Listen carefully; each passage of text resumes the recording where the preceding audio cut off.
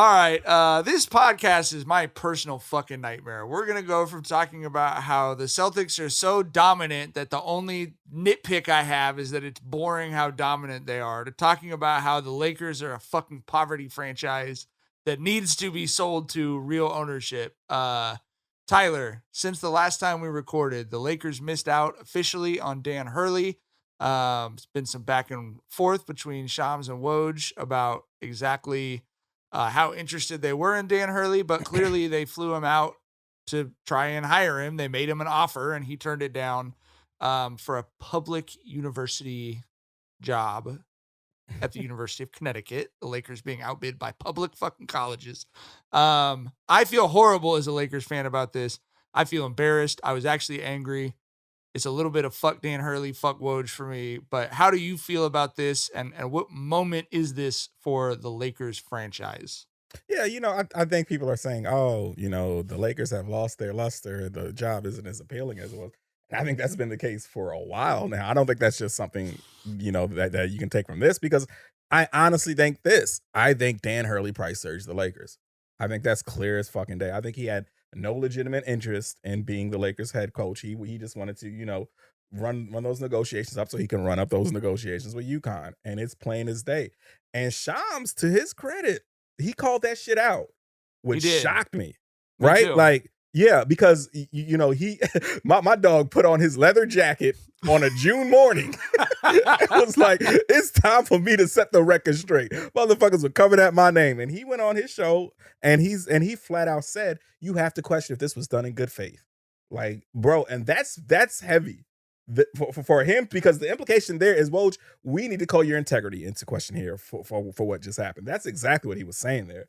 And that's just shocking that it came from Shams, and it came from Shams on camera at that, bro. Like I told you, I've been way more interested in the behind the scenes dealing of this shit than the actual search. Like, it's so much drama behind the scenes with this shit, bro. Well, yeah, because I think Shams has seen, it's become kind of a trendy joke to make on Twitter that it's like, oh, he's moving the lines for FanDuel. Like, oh, he's putting something out there that doesn't end up being true, but he's changing the odds for the gambling company that he works for. And I think, he's a creature of the internet. Right? Woj is a little older than us, but Shams grew up on what we grew up on, right? Like, he's been a Twitter denizen to the extent that his brain's probably rotted out like ours. And he's seen all those jokes. And I think he saw this moment and goes, this motherfucker has his book about Hurley's dad in the background while he's filming these fucking things about, like you said, trying to drive the price up or whatever. So I do think it is a bad moment for the Lakers, even if it is just that they got played by Woj and the coach at UConn. It's a bad look. Like, it just is a bad look. And it's a bad look that the number was put out there that they were going to offer him $100 million, and then the offer was not that high. The whole thing is just a bad look to me. And now you question whether or not JJ Redick is going to want to feel like, he's going to be the name that comes up for every opening. You wonder if he's going to want to feel like leftovers to a dude, but it just makes the franchise look bad to me. And everything that's been happening, we talked about this before. They take big swings. I appreciate they take big swings because sometimes they land Bron and AD. Sometimes they get to win a championship. But there's also these moments where you strike out and you're looking in the wrong direction because you spun all the way around as you were swinging and missing. You just feel fucking stupid. Like, and it doesn't feel like there's this weird thing going on in pro sports where the teams are now worth so much. The cost is so high that you can have a franchise like the Lakers that, it's Jerry Buss's team. He left it to his kids. I completely understand him leaving it to his kids. But the fact of the matter is, most of the Buss kids' worth is in the equity of the Lakers. Most of my net worth is in the equity of my house. The only way I can spend that money is if I take a loan out against the house. And the fact is, Jeannie Buss, or the Buss family, they don't have Steve Ballmer money. They don't have the money of the ownership groups, private equity that are trying to acquire teams. And I really think for the good of the franchise, those kids need to take a real hard look at it, because you look at across town in LA, the Guggenheim group that owns the Dodgers, it's an investment to them. They go, we got to spend $2 billion to make $4 billion. Sounds good. We got $2 billion. We're not worried about that. The Lakers aren't in that position. And this is the second time with an all-time great player that they miss out on the coach that they want to, and it gets reported that they had a lowball offer. And I do think that's a serious concern. And there's so many other fucking things going on in that franchise right now. But as a Lakers fan, as much as it pains me to say it, that's what I'm looking at is like, I think you might need real capital behind this, not just someone who had inherited the mom and pop shop that happens to be one of the globe's biggest sports brands. Yeah. Yeah. I think that franchise is going to stay in the Bus family forever though. I agree.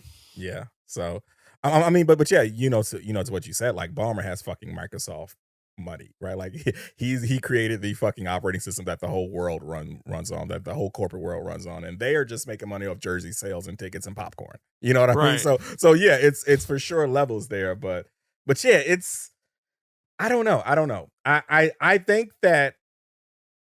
I think that the main thing working for them is the Los Angeles Lakers are still the most followed, most storied franchise in NBA. I think that of course you're selling being a millionaire in Los Angeles to people.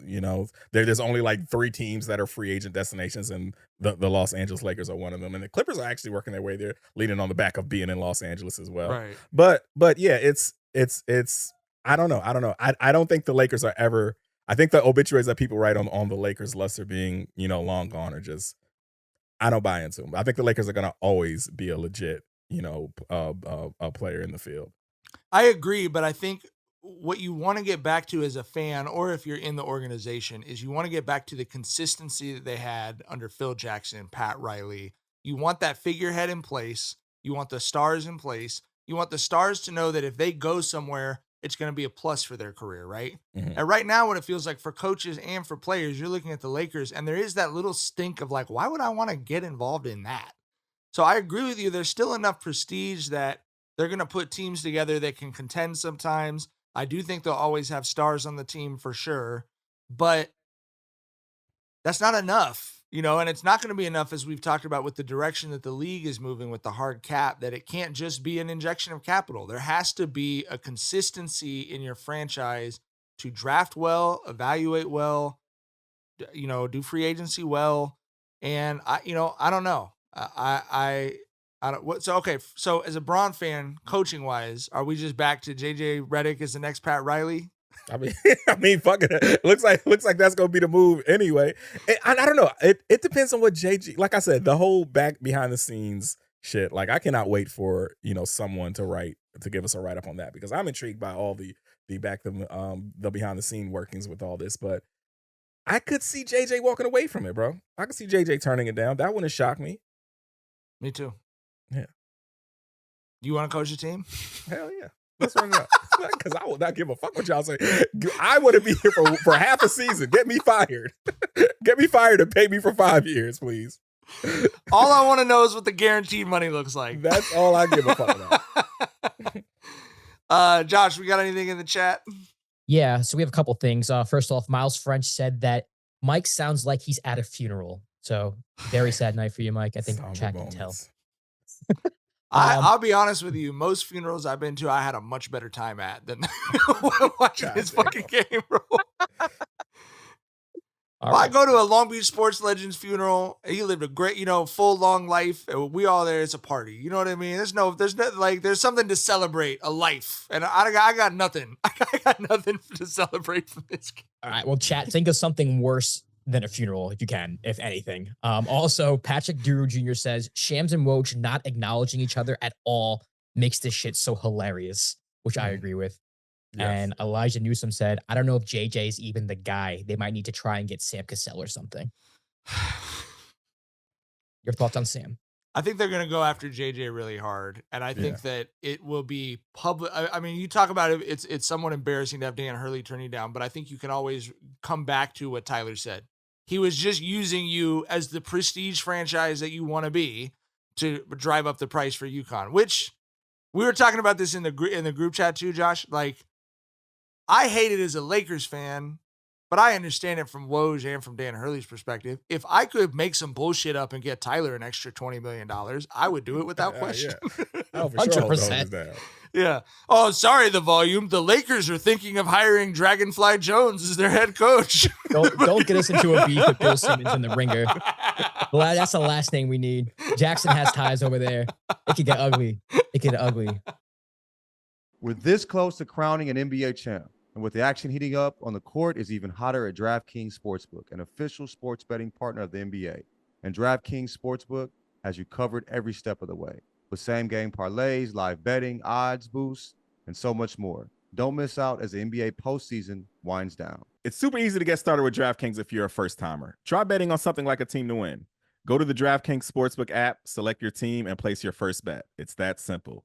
The Mavericks are plus 170 underdogs heading into the finals, which is pretty interesting, especially when they have the best player in the series. And if you're new to DraftKings, you got to check this out. New customers bet $5 to get $150 in bonus bets instantly. Download the DraftKings Sportsbook app now and use code Jenkins. That's code Jenkins for new customers to get $150 in bonus bets when you bet just $5. Only on DraftKings. The crown is yours.